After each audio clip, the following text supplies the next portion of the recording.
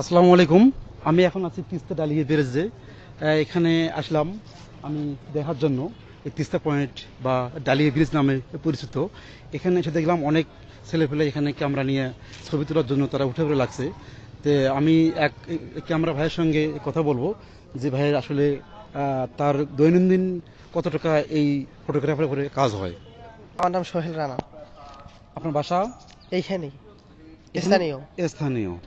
আপনি এখানে মূলত কি কাজ করেন? যে আমি ফটোগ্রাফি করি। আচ্ছা, কন্টিনিউ। হ্যাঁ, কন্টিনিউ। এখানে আপনার এই ফটোগ্রাফার কাজ কতদিন থেকে আপনার এখানে? দীর্ঘ 5 বছর থেকে রানিং 5 বছর। চলতেছে। আপনার দৈনিক income? Per day 3K। 3K।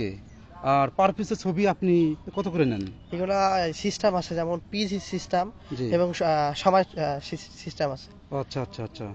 এখানে সকাল বিকাল বা অলাইট সব সময় কি লোকজন আসে? হ্যাঁ, সবসময়। আচ্ছা আচ্ছা, ধন্যবাদ ভাই আপনাকে কিছু উপস্থাপন করার জন্য।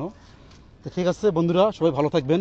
আর আপনাদেরকে এই তিস্তা পয়েন্টে আসার জন্য বা তিস্তা ব্যারেজে আসার জন্য আমন্ত্রণ রইল। ধন্যবাদ।